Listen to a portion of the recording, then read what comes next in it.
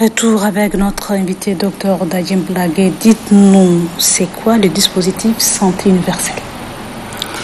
Merci.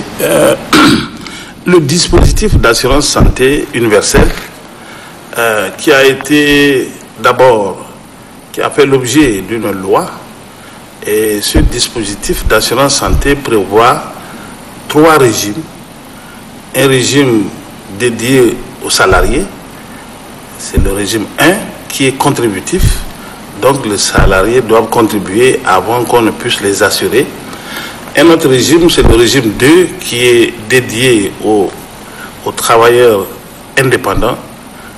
J'entends par là le secteur informel, ceux qui se sont comme les commerçants, les clandomanes, toute cette corporation sont dans le secteur informel, donc ils sont dans le régime 2. Et il reste le régime 3 qui est dédié aux personnes économiquement démunies, c'est-à-dire qui ne peuvent pas, qui n'ont aucune capacité contributive et qui ont besoin d'une assistance médicale. Ce sont ceux-là qui sont dans le régime 3. Monsieur, le dispositif d'assurance santé universelle s'adresse à quelle catégorie de la population, plus précisément, parce que vous avez parlé de 3 régimes. Voilà. Il y a ce qu'on appelle la typologie de la population, c'est-à-dire si on catégorise les populations, je disais, il y a des gens qui sont des salariés, donc qui ont un revenu sûr, qui peuvent se payer les soins. Il y a des gens qui sont dans l'informel, il est difficile de capter leurs ressources.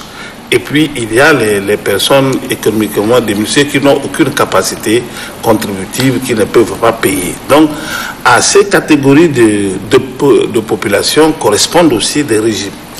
Quels sont les enjeux d'un tel processus? Les enjeux sont énormes. Aujourd'hui, le problème de l'accès aux soins, l'accès aux services de santé est un problème majeur.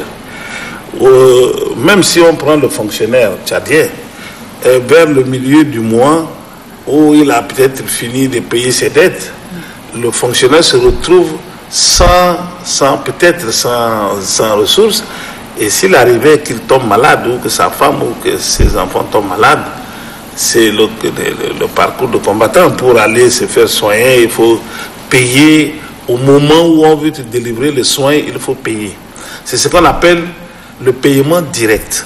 Et ce paiement direct est assez important au Tchad.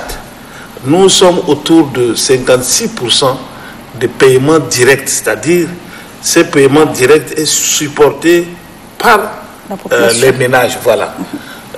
Donc vous imaginez que c'est assez important et il fallait tout faire pour réduire.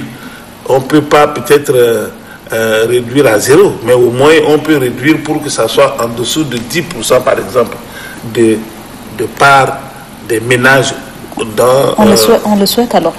On le souhaite, oui. On le souhaite. Dans l'immédiat, qu'est-ce qui est en train d'être fait pour rendre opérationnel ce régime? Moi, je m'intéresse ici au régime dédié aux personnes démunies. Voilà. Donc ce régime qui s'adresse aux Tchadiens qui sont démunis, c'est le dispositif, ou du moins le gouvernement du Tchad, entend commencer progressivement par ce régime-là, par le régime des personnes démunies. Et pour le faire, nous avons dans un premier temps fait une étude sur les financements innovants. Les financements innovants sont donc des taxes qu'on a, vous avez vu, la loi des finances 2020 a pris en compte. Donc, ce sont ces ressources-là qui vont permettre de prendre en charge ces personnes démunies. Et ces taxes, ce sont des taxes qui ne sont pas des taxes nouvelles. Ce sont des taxes qui existent déjà, mais on a essayé de les orienter, de les flécher sur la couverture santé universelle. Et il y a aussi les partenaires au développement qui vont accompagner le pays et qui vont donc l'aider à financer ce régime 3. Aujourd'hui, il nous reste une étape importante, c'est le ciblage de ces personnes démunies. comment les cibler? Parce qu'il faut avoir une liste nominative des personnes démunies au Tchad à qui on va donner des cartes. Des cartes pour qu'ils accèdent aux soins. Donc, disons, de cartes d'accès aux soins pour les personnes démunies. Oui. Vous avez parlé du dispositif assurance santé qui doit démarrer dans un nombre limité de districts dans notre pays. Oui. Est-ce que vous parlez un peu de ce nombre de districts limités? Aujourd'hui, nous constatons que pour des raisons aussi d'équité et de justice, nous entendons commencer dans toutes les provinces, les 23, mais progressivement par un district par province. Donc il y aura 23 districts qui seront concernés par la mise en œuvre de ce dispositif, de ce régime 3. Donc au niveau de ces districts-là, nous allons faire un travail de ciblage des personnes démunies.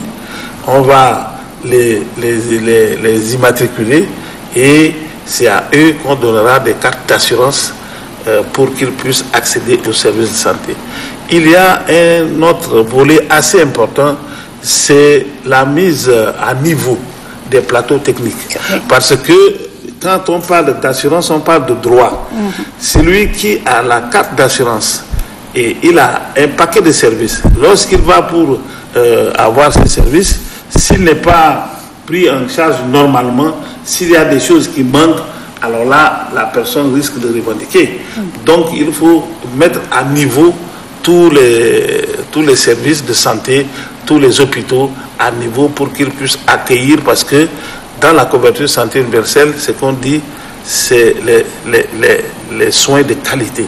On parle de soins de qualité. Voilà. Docteur Dadjim Lagué, vous avez un mot justement parlant des dispositifs santé universels à nos téléspectateurs ou bien aux Tchadiens qui nous suivent. Un petit mot. Un petit mot. Un petit mot de France. Oui.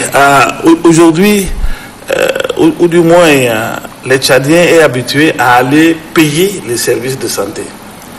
C'est ce qu'on appelle le paiement direct. Ça, c'est vraiment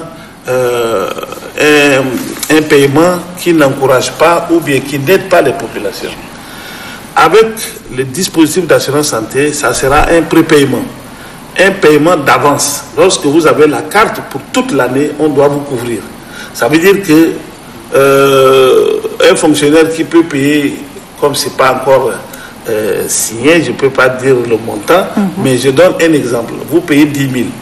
Avec vos 10 000, toute l'année, vous serez pris en charge. Vous serez pris en charge. Merci, ça, la merci docteur Dadjim. Je rappelle que nous avons reçu le coordinateur de la cellule interministérielle de coordination de la stratégie nationale de la couverture sanitaire universelle.